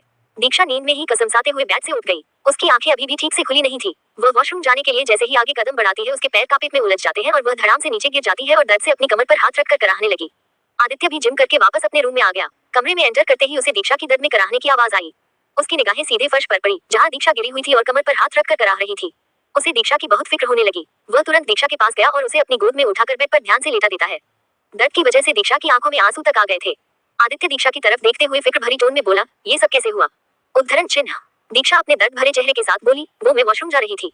मेरा पैर कार्पेट में उलझ गया और मैं गिर गई। आदित्य दीक्षा की तरफ फिक्र भरे गुस्से से बोला, दीक्षा क्या करती रहती हो तुम? मैंने तुमसे कितनी बार कहा है कि अपना ध्यान रखा करो। तुम हर बार कहता हूँ कि तुम नींद में मत चला करो। नींद से जागने के बाद थोड़ी देर बेड पर बैठ जाया करो। पर नहीं, तुम्हें तो हर बात की जल्दी होती है ना। लो अब लगवा ली चोट। उद्धरण चिन्ह। आदित्य की डांट सुनकर दीक्षा की आंखों से मोटे मोटे आंसू बहने लगे। वह अपना निचला होंठ बाहर निकालकर आंसू बहाते हुए आदित्य की तरफ देखकर बोली, यहाँ मैं इतनी तकलीफ में हूँ और आप मुझे डांट रहे हैं। मेरा दर्द कम करने के बजाय आप मुझ पर अपना गुस्सा निकाल रहे हैं। आदित्य की निगाहें दीक्षा के मासूम चेहरे की तरफ गई तो उसने देखा कि वह दर्द से भरा हुआ है। ये देखकर आदित्य दीक्षा के गालों को अपने हाथों में भरकर उसके आंसुओं को प्यार से पोंछते हुए बोला, मैं तुम्हें डांट नहीं रहा, बस समझा रहा हूँ कि आगे से ध्यान रखना। अब बताओ कहाँ दर्द हो रहा है? उद्धरण चिन्ह। दीक्षा अपनी कमर की तरफ इशारे कर देती है। आदित्य उसे बैग पर बिठाकर उसकी शर्ट को ऊपर करता है तो पाता है कि दीक्षा ने जिस तरफ पॉइंट किया था उस तरफ का कमर का हिस्सा सूजकर लाल हो चुका था। ये देखकर आदित्य को पता चल गया कि इस वक्त उसे कितना दर्द हो रहा होगा। वह अपने हाथ दीक्षा की कमर के पास ले जाकर उसे अपनी उंगली से दबाता है तो दीक्षा की दर्द के मारे चीख निकल जाती है। वह आदित्य की तरफ देखते हुए बोली, ये क्या कर रहे हैं आप? मुझे दर्द हो रहा है। उद्धरण चिन्ह। आदित्य को समझ आ गया कि दीक्षा की कमर पर मोच आ गया है, इसलिए इतना दर्द और सूजन हो रखा है। आदित्य दीक्षा की तरफ देखते हुए बोला, तुम फिक्र मत करो, तुम्हारा दर्द बहुत जल्द ठीक हो जाएगा। उद्धरण चिन्ह। ये बोलकर वह ड्रॉअर से एक स्प्रे निकालता है और दीक्षा की कमर पर मारकर उसे हल्के हल्के हाथों से मसाज देने लगा। थोड़ी देर की मसाज से ही दीक्षा को पहले से थोड़ी राहत मिलने लगी, पर दर्द अभी पूरी तरह से ठीक नहीं हुआ था। वह दीक्षा की तरफ देखते हुए बोला, आज तुम सिर्फ रेस्ट करोगी, अगर तुम्हें वॉशरूम भी जाना हुआ तो तुम मुझे बता देना। उद्धरण चिन्ह। दीक्षा आदित्य की तरफ देखते हुए बोली, पर आधी मोच तो कमर में आई है ना, फिर मैं चलकर वॉशरूम क्यों नहीं जा सकती? उद्धरण चिन्ह। आदित्य दीक्षा की तरफ एक सर्द निगाह डालते हुए बोला, क्योंकि ये मैं कह रहा हूँ, अगर तुमने झांसी की रानी बनने की कोशिश की तो मुझसे बुरा कोई नहीं होगा। उद्धरण चिन्ह। दीक्षा ने कुछ नहीं कहा और बस हाँ में सिर हिला दिया, क्योंकि आदित्य की बात न मानने का मतलब वो अच्छी तरह समझती थी। उसे आदित्य की पनिशमेंट से भी बहुत डर लगता था। आदित्य दीक्षा को लेकर वॉशरूम ले जाता है और उसे स्लैब पर बिठाकर ब्रश कराता है। फिर दीक्षा बाकी के काम भी कर लेती है। फिर शॉवर लेकर वो फ्रेश हो जाती है। आदित्य उसे क्लोजेट रूम में ले जाकर उसे पिंक कलर की एक टॉप और नीचे शॉर्ट्स पहना देता है, क्योंकि आज दीक्षा घर पर ही रहने वाली थी। फिर वह उसे अपनी गोद में उठाकर वापस बेड पर ले आता है और उसे रेस्ट करने के लिए बोलता है। फिर आदित्य भी वॉशरूम की तरफ फ्रेश होने के लिए चला जाता है। थोड़ी देर बाद रेडी होकर जब वह वापस आता है तो देखता है कि दीक्षा अपने फोन में गेम खेलने में बिजी है। वह ब्रेकफास्ट का ऑर्डर दे देता है। 10 मिनट के अंदर ही कमरे में गर्मा गर्म ब्रेकफास्ट हाजिर हो जाता है। आदित्य दीक्षा को अपनी गोद में उठाकर सोफे पर ले आता है और उसे अपने हाथों से ब्रेकफास्ट कराता है। फिर वह खुद भी ब्रेकफास्ट कर लेता है। ब्रेकफास्ट के बाद वह दीक्षा को मेडिसिन खिला देता है। वह एक बार फिर दीक्षा की कमर पर मसाज देने लगा। अब दीक्षा को बहुत राहत मिल चुकी थी और उसके मसाज की वजह से उसका दर्द भी अब काफी कम हो गया था। दीक्षा के चेहरे पर एक राहत देखकर आदित्य को भी सुकून मिलता है। तभी आदित्य के फोन पर किसी का कॉल आता है। वह कॉल पिक करता है। 2 मिनट बातें करने के बाद वह क्लोजेट रूम की तरफ चला गया और कैजुअल जीन्स और टी शर्ट पहन लेता है। उसे देखकर दीक्षा बोली, आदि आज तो संडे है, फिर आप कहाँ जा रहे हैं? उद्धरण चिन्ह। आदित्य दीक्षा के सिर पर प्यार से हाथ फेरते हुए बोला, जरूरी काम आ गया है वाइफी, इसलिए जाना पड़ेगा, पर तुम अपना ख्याल रखोगी। मेरी एब्सेंस में इधर उधर फुदकते हुए दिखी तो अच्छा नहीं होगा। उद्धरण चिन्ह। आदित्य ने उसे वार्न करते हुए कहा तो दीक्षा का मुंह ही लटक गया। वह आदित्य की तरफ देखते हुए बोली, कम से कम आज के दिन तो आप मेरे साथ टाइम स्पेंड कीजिए। आप हमेशा काम के चक्कर में मुझसे दूर भागते रहते हैं। दीक्षा की बातों में सच्चाई तो थी। कभी कभी आदित्य अपने बिजनेस और ऑफिस में बहुत ज्यादा बिजी हो जाया करता था, क्योंकि इतने बड़े अंपायर को वह अकेला ही संभालता था, इसलिए सब कुछ उसे ही देखना पड़ता था। आदित्य दीक्षा के माथे को चूमते हुए बोला, वाइफी मैं जल्दी आ जाऊंगा। हम। दीक्षा मुंह लटका कर हाँ में जवाब देती है तो आदित्य कमरे से निकलकर कार पार्किंग से कार में बैठकर कहीं निकल जाता है। वहीं आदित्य के जाने के बाद दीक्षा बोर होने लगी थी। तभी उसके रूम में नित्या, ईशान और मोहित उसे ढूंढते हुए आ जाते हैं। आज छुट्टी का दिन था, इसलिए वो तीनों भी अपने रूम में पड़े पड़े बोर हो रहे थे। वे अंदर आए तो देखा कि दीक्षा बेड पर लेटी हुई थी। ये देखकर नित्या बोली, भाभी क्या हुआ, आप ठीक तो हैं? उद्धरण चिन्ह। आदित्य की कार लगभग 1 घंटे के बाद उसके फार्म हाउस पर पहुंच जाती है। एक बॉडीगार्ड बैकसीट का दरवाजा खोलता है और आदित्य अपनी कोट और लिए बाहर आता है। वह फार्म हाउस में अंदर की तरफ बने एक कमरे में जाता है, जहां वंश पहले से ही मौजूद था और उसके सामने एक आदमी को चेयर पर बांधा गया था। उसे देखकर ही लग रहा था कि उस आदमी को कितनी बुरी तरह से टॉर्चर किया गया है। अंदर आकर आदित्य एक किंग साइज सोफे पर शान से पैर पर पैर चढ़ाकर बैठ जाता है। सारे बॉडीगार्ड्स अपना सिर झुकाकर आदित्य को ग्रीट करते हैं। वंश आदित्य की तरफ देखते हुए बोला, बॉस यही है वो आदमी जिससे मिसेस मल्होत्रा उस रात को मिलने गई थी। पर बॉस ये मुंह नहीं खोल रहा। आदित्य ने कुछ नहीं कहा, बस एक सर निगाह उस आदमी की तरफ डाली। आदित्य का ऑरा इस वक्त इतना खतरनाक लग रहा था कि अगर दीक्षा उसे गलती से भी देख लेती तो आदित्य से ही डरकर कांपने लग जाती। उस आदमी की तो रूह ही कांप गई। आदित्य अपनी ठंडी आवाज में बोला, आदित्य मल्होत्रा की डिक्शनरी में इम्पॉसिबल जैसा कोई वर्ड ही नहीं है। या तो इसकी मुंह खुलेगा या ये बहुत बेरहमी से मारा जाएगा। उद्धरण चिन्ह। उस आदमी के डर के मारे पसीने ही छूटने लगे। वंश ने एक बार फिर कोशिश की पर वो आदमी कुछ बताने के लिए राजी ही नहीं हुआ। ये देखकर आदित्य ने वंश को कुछ इशारा किया। वंश ने किसी को कुछ ऑर्डर दिया। थोड़ी ही देर में वहां पर कांच के एक बॉक्स में एक जहरीला सांप लाया गया, जिसे देखकर उस आदमी ने डर के मारे अपनी पैंट गीली कर दी, क्योंकि वो समझ रहा था कि अभी उसके साथ क्या होने वाला है। इससे पहले कि उस जहरीले सांप को उस पर छोड़ा जाता, उसने अपनी जेब से चाकू निकाला और अपनी जान ले ली। वंश ने उस सांप को वापस ले जाने को कहा। वंश आदित्य की तरफ देखते हुए बोला, बॉस इसने तो अपनी जान ही ले ली। उद्धरण चिन्ह। आदित्य सामने की तरफ देखते हुए एक सर्द निगाह डालते हुए बोला, हम इससे यही पता चलता है कि मिसेस मल्होत्रा के दिमाग में कोई बड़ी खिचड़ी पक रही है। नजर रखो उन पर और मुझे उनकी पल पल की खबर चाहिए। वो कब, कहाँ और किससे मिलती है और किन किन से बातें करती है। उद्धरण चिन्ह। वंश यस बॉस कहता है। फिर आदित्य की तरफ देखते हुए बोला, यस बॉस, इस बार मिसेस मल्होत्रा के दिमाग में कुछ बड़ी प्लानिंग चल रही है। हमारे डिटेक्टिव्स ने भी उन्हें कई बार ऐसे जगहों पर स्पॉट किया जहां उन्हें नहीं होना चाहिए। बॉस, मुझे लगता है कि वो अपने बेटे की हालत का बदला जरूर लेंगी। उद्धरण चिन्ह। वंश आगे भी कहना चाहता था, पर कुछ सोचते हुए वो रुक गया। आदित्य उसकी तरफ देखे बिना ही उसका मन पढ़कर बोला, आगे बोलो। वंश आदित्य की तरफ देखते हुए बोला, boss I think Mrs Malhotra का अगला टारगेट दीक्षा होगी। क्योंकि वो डायरेक्टली तो आपका कुछ नहीं बिगाड़ सकती, पर दीक्षा के थ्रू ही आपको हार्म करने की कोशिश करेगी। उद्धरण चिन्ह। आदित्य सामने की तरफ अपनी सर्द निगाहों से देखते हुए बोली, हम यू आर राइट वंश। मिसेस मल्होत्रा का अगला फोकस दीक्षा पर ही रहने वाला है। दीक्षा के साथ साथ पूरी फैमिली की सिक्योरिटी बढ़ा दो, क्योंकि जब तक हम उनके असली मंसूबों और उनके पार्टनर तक नहीं पहुंच जाते, हमें अलर्ट रहना होगा। और कृतिका की सिक्योरिटी का भी पूरा पूरा ध्यान रखो, क्योंकि वो बहुत ही शातिर औरत है। दीक्षा तक पहुंचने के लिए वो कृतिका का भी इस्तेमाल कर सकती है। उद्धरण चिन्ह। वंश आदित्य का ऑर्डर फॉलो करते हुए यस बॉस कहता है। आदित्य सामने की तरफ देखते हुए बोला, इस कचरे को यहाँ से हटाओ और इसे क्लीन करवाओ। वंश हाँ में सिर हिलाते हुए अपने काम पर लग जाता है। आदित्य अपनी पेंट की पॉकेट से सिगरेट निकालकर उसे सुलगाकर उसकी कश लेने लगा और साथ में कुछ सोचने भी लगा। सोचते सोचते उसके माथे पर बल पड़ गया था। मल्होत्रा हाउस, आदित्य का रूम। नित्या, ईशान और मोहित दीक्षा के बेड के पास आकर बैठे हुए थे। नित्या दीक्षा की तरफ देखते हुए बोली, भाभी आप ठीक तो हैं? दीक्षा नित्या की तरफ देखते हुए बोली, हाँ बस फर्श पर गिरने की वजह से कमर में मोच आ गई थी, पर अब थोड़ी राहत है। ईशान दीक्षा की तरफ देखते हुए बोला, भाभी आप अपना ध्यान रखा कीजिए। वैसे भी आप एक ही तो है मेरी प्यारी सी भाभी, इसलिए आप कम गिरते पड़ते रहा कीजिए। दीक्षा किसी छोटे बच्चे की तरह अपना मुंह बनाते हुए बोली, ईशान में जानबूझकर थोड़ी गिरी थी, वो तो कापे में पैर उलझ गया बस इसलिए। उद्धरण चिन्ह। मोहित आगे की सीन इमेजिन करते हुए बोला, फिर तो भाभी आपको भाई से अच्छी खासी डांट भी पड़ी होगी है ना। दीक्षा किसी छोटे बच्चे की तरह हाँ में सिर हिलाने लगती है और बोलती है, जितनी चोट मुझे फर्श पर गिरने में नहीं आई, उतने तो तुम्हारे भाई ने ही सुना दिया मुझे। उद्धरण चिन्ह। दीक्षा का ये रिएक्शन देखकर सभी हंसने लगे, क्योंकि ये बताते हुए दीक्षा बहुत क्यूट जो लग रही थी। नित्या दीक्षा की तरफ देखते हुए बोली, वो तो डांटेंगे ही भाभी, क्योंकि भाई आपसे इतना प्यार जो करते हैं, आपको वो जरा सी भी तकलीफ में नहीं देख सकते। उद्धरण चिन्ह। मोहित भी नित्या की हाँ में हाँ मिलाते हुए बोला, हाँ ये बात तो है, भाई अगर किसी से सबसे ज्यादा प्यार करते हैं तो वो भाभी ही है। उनकी बातें सुनकर दीक्षा के गाल शर्म से गुलाबी होने लगे। ईशान दीक्षा को छेड़ते हुए मोहित से बोला, मोहित कोई तो किसी से शर्मा रहा है। उद्धरण चिन्ह। दीक्षा उन्हें टोकते हुए बोली, अब बस भी करो तुम दोनों, हमेशा मेरी टांग खिंचाई करते रहते हो। ये बोलकर दीक्षा खुद भी स्माइल करने लगी। नित्या दीक्षा की तरफ झुककर उसके कानों में बोली, वैसे भाभी ईशान भाई कोई झूठ नहीं बोल रहे, पिछली रात को जब मैं आपसे कुछ पूछने आ रही थी तो आपके कमरे की आवाजें सुनी थी मैंने। उद्धरण चिन्ह। ये बोलकर नित्या दीक्षा की तरफ टीजिंग स्माइल लेकर देखने लगी। दीक्षा नित्या से बोली, हट नित्या, तुम्हें शर्म नहीं आती दूसरों के कमरे में जाकर ये सब सुनते हुए। नित्या दीक्षा की तरफ देखते हुए बोली, भाभी इसमें मेरी क्या गलती, अगर मैं गलत टाइम पर आ गई तो। उद्धरण चिन्ह। ईशान मोहित की तरफ देखते हुए बोला, अगर भाई और भाभी के प्यार का सिलसिला यूं ही चलता रहा तो जल्दी ही तू और मैं एक नन्हे से बेबी के चाचू बन जाएंगे। ये बोलकर ईशान अपने सपनों की दुनिया में खो गया कि वह जब अपने नन्हे भतीजे से पहली बार मिलेगा तो कैसे रिएक्ट करेगा।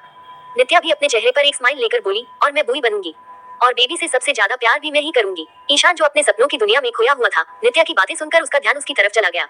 वो उसकी तरफ देखते हुए बोला, प्रिंसेस, बेबी से सबसे ज्यादा प्यार तो मैं ही करने वाला हूँ। उद्धरण चिन्ह। फिर क्या था, दोनों में इस बात को लेकर जंग छिड़ गई कि कौन बेबी से सबसे ज्यादा प्यार करेगा। दीक्षा और मोहित दोनों को बच्चों की तरह लड़ता देखना में सिर हिलाने लगे। मोहित दोनों की तरफ देखते हुए बोला, अरे बच्चा अभी माँ के पेट में आया भी नहीं है और तुम दोनों अभी से शुरू हो गए। उद्धरण चिन्ह। मोहित की बातें सुनकर दोनों शांत हो गए। ईशान मोहित की तरफ देखते हुए बोला, भाई बेबी माँ के पेट में कब आने वाला है। मोहित उसकी तरफ देखते हुए ही बोला, वो तो माँ से आई मीन भाभी से पूछना पड़ेगा ना। उद्धरण चिन्ह। नित्या, ईशान और मोहित दीक्षा को आस भरी निगाहों से देखने लगे। उन्हें अपनी तरफ यूं देखता देख दीक्षा बोली, तुम सब मेरी तरफ ऐसे क्या देख रहे हो, आदि अब बच्चे के लिए रेडी नहीं है। उद्धरण चिन्ह। ईशान किसी छोटे बच्चे की तरह मायूस होते हुए बोला, पर क्यों भाभी। दीक्षा, क्योंकि उन्होंने कहा मैं अभी बहुत छोटी हूँ और एक कॉलेज स्टूडेंट भी, एक बार कॉलेज कंप्लीट हो जाए तभी हम इसके बारे में सोचेंगे। उद्धरण चिन्ह। ईशान, भाई ने तो मेरे सारे अरमानों पर पानी ही फेर दिया। मोहित ईशान को परेशान करते हुए बोला, ब्रो तू भी शादी क्यों नहीं कर लेता, फिर तुझे भाभी और भाई के बच्चों की जरूरत ही नहीं पड़ेगी, तू अपने बच्चों के साथ ही खेल सकता है। उद्धरण चिन्ह। ईशान अपने बालों पर हाथ फेरते हुए बोला, मुझ जैसे हैंडसम लड़के को देखकर तुझे ये लगता है कि मैं पापा बनते हुए अच्छा लगूंगा, और वैसे भी अभी मेरी उम्र ही क्या है। उद्धरण चिन्ह। नित्या ईशान को परेशान करते हुए बोली, हाँ अभी भी आप 5 साल के छोटे बच्चे ही लगते हो। नित्या की बातें सुनकर दीक्षा और मोहित खिलखिलाकर हंस पड़े। वहीं ईशान का मुंह ही लटक गया। ईशान अपने चेहरे पर एक स्माइल लेकर बोला, वैसे भाभी मुझे आपके चुन्नू मुन्नू का बेसब्री से इंतजार है, मैं उन्हें अपनी गोद में खिलाना चाहता हूँ और उन्हें खूब प्यार करना चाहता हूँ। नित्या और मोहित के भी अपने भाई और भाभी के बच्चे को लेकर कुछ ऐसे ही अरमान थे। दीक्षा ईशान की तरफ देखते हुए बोली, सच कहूँ तो मुझे भी अपने नन्हे से बेबी का इंतजार है, पर आदि ने कहा है तो कुछ सोच समझ कर ही कहा होगा। वैसे आदि सच ही कहते हैं, मैं किसी छोटी बच्ची से कम नहीं हूँ, अगर बेबी आ गया तो आदि बेबी को संभालेगा या मुझे। उद्धरण चिन्ह। दीक्षा की बातें सुनकर सभी एक बार खिलखिलाकर हंस पड़े, क्योंकि दीक्षा की बातों में सच्चाई तो थी, वो खुद ही अभी बच्ची जैसी थी, और इस वक्त आदित्य के दिमाग में कुछ अलग ही कसमकस चल रहा था। पर दीक्षा और बाकी की फैमिली इस बात से बेखबर थी। शीतल जी को भी फिलहाल इसका कोई आइडिया नहीं था। बातें करते हुए 2 घंटे यूं ही बीत चुके थे, पर अभी भी सबकी बोरियत दूर नहीं हुई थी। सभी मिलकर ये सोचने लगे कि ये बोरियत दूर कैसे किया जाए। जब वे साथ में होते थे तो फन गेम्स तो अक्सर खेल ही लेते थे, तो उन सबने सोचा कि क्यों न इस बार कुछ अलग किया जाए। मोहित सबकी तरफ देखते हुए बोला, क्यों न हम सब एम्यूजमेंट पार्क जाएं। काफी दिनों से कोई एडवेंचर नहीं किया है। उद्धरण चिन्ह। दीक्षा मोहित की तरफ देखते हुए बोली, हम गुड आइडिया। मुझे भी अम्यूजमेंट पार्क जाने का बहुत मन कर रहा था। आज काफी दिनों बाद हम एक साथ टाइम स्पेंड करने वाले हैं। उद्धरण चिन्ह। सबके चेहरे पर एक्साइटमेंट और खुशी साफ साफ झलकने ही लगी थी कि तभी दीक्षा बोली, पर एक प्रॉब्लम है। ये सुनकर तीनों दीक्षा की तरफ देखने लगे। दीक्षा तीनों की तरफ देखते हुए बोली, पता नहीं आदि मुझे अम्यूजमेंट पार्क जाने देंगे भी या नहीं, क्योंकि सुबह जब कमर में मोच आई थी तो उन्होंने बाहर जाने से मुझे सख्त मना कर दिया था और ये कहा था कि जितना हो सके मैं आज रेस्ट ही करूं। उद्धरण चिन्ह। ये बोलकर दीक्षा सामने की तरफ देखते हुए मायूस हो गई, क्योंकि आदित्य की बातों को न मानने का अंजाम वो बहुत अच्छी तरह से जानती थी। ईशान और मोहित दीक्षा की तरफ देखते हुए बोला, डोंट वरी भाभी, आपके हैंडसम देवर किस लिए हैं। उद्धरण चिन्ह। दीक्षा दोनों की तरफ देखते हुए बोली, पर आदि कितने जिद्दी हैं, ये तो आप जानते ही होंगे। एक बार जो बोल देते हैं वो उन्हें दिखना चाहिए होता है, वरना हम सभी उनकी पनिशमेंट से तो अच्छी तरह वाकिफ है ही। उद्धरण चिन्ह। नित्या दीक्षा की तरफ देखते हुए बोली, आई थिंक भाभी इज राइट। उन्हें घर पर ही रेस्ट करना चाहिए, वरना अगर भाई को पता चल गई कि वो हमारे साथ बाहर गई थी तो हम सबको पनिश करेंगे वो। उद्धरण चिन्ह। पर दीक्षा तो वैसे ही आराम कर करके बोर हो चुकी थी, इसलिए वह भी उनके साथ पार्क जाना चाहती थी। वह सबकी तरफ आस भरी निगाहों से देखते हुए बोली, पर मुझे भी तुम लोगों के साथ अम्यूजमेंट पार्क जाना है। वैसे भी मैं यहाँ पड़ी पड़ी बोर हो रही हूँ। आदि भी अपने काम के चक्कर में बाहर गए हुए हैं। उद्धरण चिन्ह। इससे पहले कि कोई कुछ कहता, उनके कानों में एक साथ आवाज सुनाई पड़ी, तुम कहीं नहीं जाओगी। सबने उस तरफ देखा तो ये आदित्य था जो मल्होत्रा हाउस वापस आ चुका था। दीक्षा आदित्य की तरफ मुंह बनाकर देखने लगी। आदित्य उसकी तरफ अपनी आईब्रो रेज करके देखते हुए बोला, वैसे मैंने तुम्हें रेस्ट करने के लिए कहा था ना, लगता है तुम आजकल बहुत जल्दी मेरी बातें भूल जाती हो। ईशान, नित्या और मोहित बेड से उठकर सोफे के पास जाकर बैठ गए। दीक्षा भी आदित्य की तरफ देखते हुए बोली, आदि मैं आराम करते करते बोर हो गई हूँ, प्लीज मुझे भी जाने दीजिए ना। देखिए अब तो मेरी कमर भी काफी हद तक थिक हो चुकी है। आई प्रॉमिस मैं वहाँ जाकर कोई शैतानी नहीं करूंगी, अच्छी बच्ची बनकर रहूंगी। उद्धरण चिन्ह। ये बोलकर वह आदित्य की तरफ अपनी टिमटिमाती आंखों से आस भरी निगाहों से देखने लगी। आदित्य जानता था कि दीक्षा अम्यूजमेंट पार्क जाए और कोई शैतानी न करे, ऐसा तो हो ही नहीं सकता था। वह दीक्षा की तरफ एक साथ निगाह डालते हुए बोला, मुझे अच्छी तरह पता है तुम शैतानी करोगी या नहीं। उद्धरण चिन्ह। ये बोलकर नित्या, ईशान और मोहित की तरफ देखकर उन्हें अम्यूजमेंट पार्क जाने की परमिशन दे देता है। वे तीनों खुश तो हुए, पर दीक्षा के लिए उन्हें थोड़ा बुरा लग रहा था, पर अब वे कर भी क्या सकते थे, इसलिए वे उनके रूम से निकल गए। उनके जाने के बाद दीक्षा आदित्य को मनाने की कोशिश करते हुए उसकी नेक पर अपनी बाहें डालकर उसके चेहरे की तरफ देखते हुए बोली, आदि अब आपको अपनी वाइफी पर यकीन भी नहीं रहा। ये बोलकर वह मायूसी शक्ल बना लेती है। आदित्य समझ रहा था कि ये दीक्षा के पैतरे हैं उसे मनाने की। वह आदित्य के हाथों को अपनी नेक से छुड़ाकर उसके बालों को कान के पीछे करते हुए बोला, दीक्षा देखो, मैं तुम्हें मना नहीं कर रहा, पर इस वक्त तुम्हारी हालत ठीक नहीं है और तुम्हारी हेल्थ को लेकर मैं कोई रिस्क नहीं ले सकता। उद्धरण चिन्ह। दीक्षा अपनी टिमटिमाती आंखों से आदित्य की तरफ देखते हुए बोली, आदि प्लीज ना, मैं प्रॉमिस करती हूँ मैं ऐसा कुछ भी नहीं करूंगी जिससे मुझे चोट पहुंचे।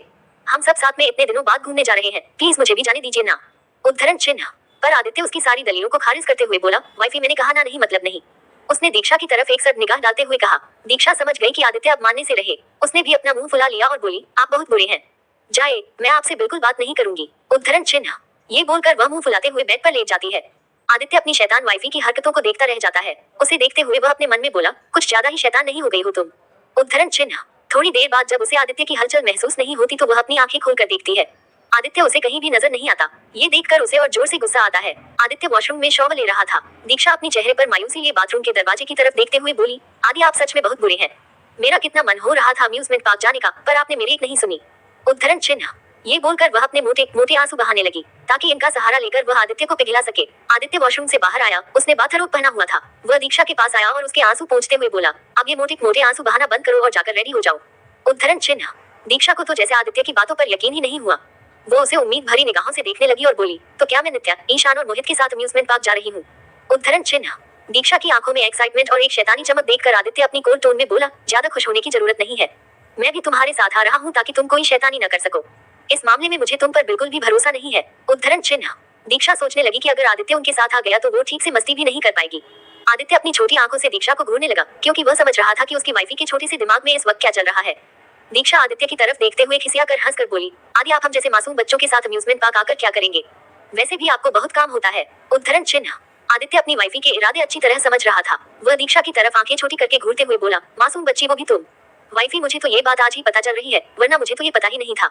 दीक्षा समझ गई कि आदित्य उसे ताने मार रहा है। वह उसके बाथरोब की नोट से खेलते हुए बोली, आदि आप मुझे ताने मार रहे हैं। आदित्य उसकी तरफ देखते हुए ही बोला, नहीं तो क्यों, तुम्हें ऐसा लग रहा है क्या। फिर वह दीक्षा को ज्यादा परेशान न करते हुए बोला, जाओ जाकर रेडी हो जाओ, वैसे भी पार्क में मेरी निगाहें तुम पर रहेगी तो तुम चाह कर भी खुरापाती हरकतें नहीं कर पाओगी। उद्धरण चिन्ह। ये बोलकर आदित्य क्लोजेट रूम की तरफ रेडी होने चला गया। थोड़ी देर बाद वह बाहर आ गया। उसने व्हाइट कलर की शर्ट, नीचे ब्लू जीन्स, कैजुअल शूज और हाथों में रोलेक्स की वॉच कैरी की हुई थी। इस कैजुअल लुक में भी वह बेहद डैशिंग लग रहा था। उसकी परफेक्ट और मस्कुलर बॉडी इस आउटफिट में और भी अट्रैक्टिव नजर आ रही थी। दीक्षा भी क्लोजेट रूम से रेडी होकर बाहर आ गई। उसने येलो कलर की एक शॉर्ट फ्रॉक ड्रेस पहनी हुई थी जिसमें वह बेहद प्यारी लग रही थी। वह आदित्य के पास आकर उसकी तरफ पीट करके खड़ी हो गई क्योंकि ड्रेस की जिप उससे बंद नहीं हो रही थी। आदित्य ने उसे आहिस्ते से लगा दिया। फिर उसकी निगाहें दीक्षा की एक तरफ की ब्रा स्ट्रेप पर चली गई, जो स्लीवलेस फ्रॉक ड्रेस होने की वजह से कंधे पर झांक रही थी। आदित्य ने उसे भी ठीक कर दिया और दीक्षा को आईने के सामने बैठाकर उसके बाल बनाने लगा। थोड़ी ही देर में आदित्य ने दीक्षा के बालों की एक प्यारी सी चोटी बना दी। दीक्षा को लगा नहीं था कि आदित्य को ये सब भी आता होगा। रेडी होकर दोनों नीचे आ गए। जब नित्या, ईशान और मोहित की निगाहें दीक्षा पर पड़ी तो वे खुशी से उछल पड़े।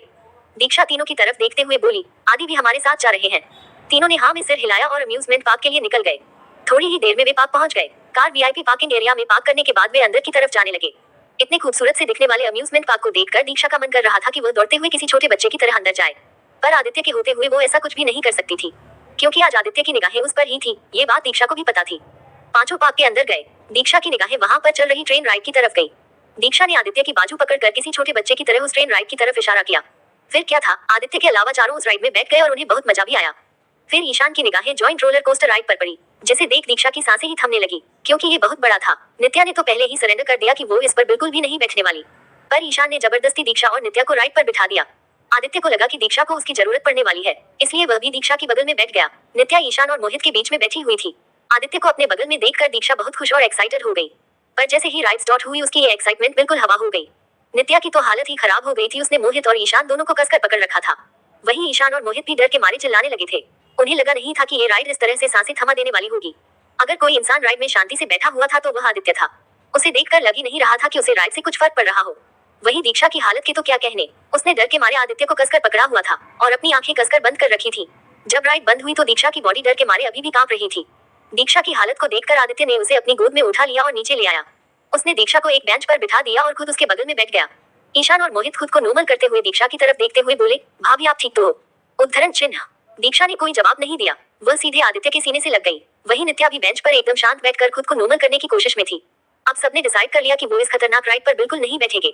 फिर वे सब बाकी के राइड्स का मजा लेने लगे। तभी आदित्य को एक इम्पोर्टेंट कॉल आ गया, इसलिए वह अपना कॉल अटेंड करने लगा। इधर दीक्षा को भूख लगने लगी थी, इसलिए वह फूड जोन से कुछ लेने के लिए गई। तभी वह एक लड़के से गलती से टकरा गई। ये देखकर ईशान, मोहित और नित्या भी वहां आ गए।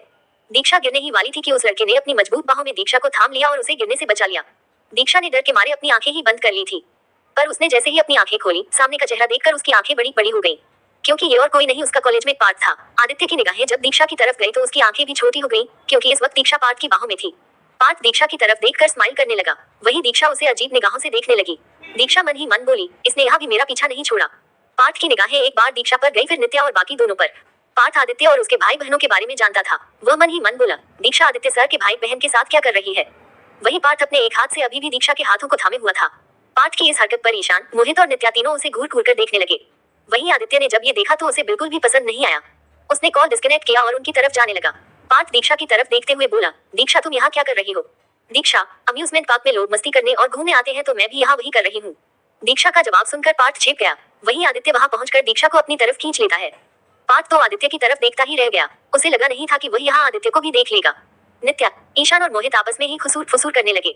नित्या मोहित के कानों में धीरे से फुसफुसाते हुए बोली, भाई ये लड़का कौन है? उद्धरण चिन्ह। मोहित भी फुसफुसाते हुए जवाब दिया, ये जो भी है पर अब भाई से बच नहीं पाएगा। पार्थ को ये देखकर बहुत हैरानी हो रही थी कि आदित्य ने दीक्षा को पूरे हाथ के साथ अपने सीने से चिपकाए हुए है। ये देखकर तो उसका जैसे दिल ही बैठने लगा था। उसने खुद को संभाला और आदित्य की तरफ देखकर उसे ग्रीट करते हुए बोला, सर आप यहाँ? मैंने ये एक्सपेक्ट नहीं किया था कि आप। उसने इतना ही कहा और आदित्य की तरफ देखने लगा। दीक्षा और आदित्य को इस तरह देखकर पार्थ के दिमागी घोड़े दौड़ने लगे। उसे लगने लगा कि कहीं आदित्य और दीक्षा रिलेशनशिप में तो नहीं। आदित्य पार्थ की तरफ एक ठंडी निगाह डालते हुए अपनी कोल्ड टोन में बोला, एक्सपेक्ट तो मैंने भी तुम्हें यहाँ नहीं किया था। आदित्य ने पार्थ की आंखों में दीक्षा के लिए उमड़ते जज्बात देख लिए थे। आदित्य को ये बिल्कुल भी पसंद नहीं था कि कोई उसकी वाइफी को उसके अलावा कोई आंख उठाकर भी देखे। पार्थ की तरफ अपनी सर्द निगाह डालते हुए आदित्य बोला, बाय द वे चलो आज मैं तुम्हें किसी से मिलाता हूँ। ये बोलकर वह दीक्षा की तरफ इशारे करते हुए पार्थ को हार्ट अटैक देते हुए बोला, मीट माय वाइफ मिसेस दीक्षा आदित्य मल्होत्रा। ये सुनकर पार्थ के पैरों तले से तो जैसे जमीन ही खिसक गई। उसे बिल्कुल भी यकीन नहीं हो रहा था जो अभी उसने अपने कानों से सुना था, या यूं कहे कि वह यकीन करना नहीं चाहता था। मोहित ईशान और नित्या के कानों में फुसफुसाते हुए बोला, गाइस क्या ये लड़का भाभी का कॉलेज में तो नहीं? शायद वो भाभी को पसंद करता हो और उसे पता न हो कि भाभी बिजनेस किंग आदित्य मल्होत्रा की वाइफ है। उद्धरण चिन्ह। नित्या पार्थ की हालत पर हंसते हुए बोली, हाँ देखकर तो यही लग रहा है। ईशान कुछ सोचते हुए बोला, हाँ याद आया, गाइस ये पार्थ मुखर्जी है, भाई के बिजनेस पार्टनर मिस्टर मुखर्जी का बेटा। दीक्षा, ईशान और मोहित पार्थ की तरफ ही देखने लगे, जिसे देखकर लग रहा था कि उसे एक जोर का सदमा लगा है। पार्थ अपने ख्यालों से बाहर आया और सामने की तरफ देखने लगा।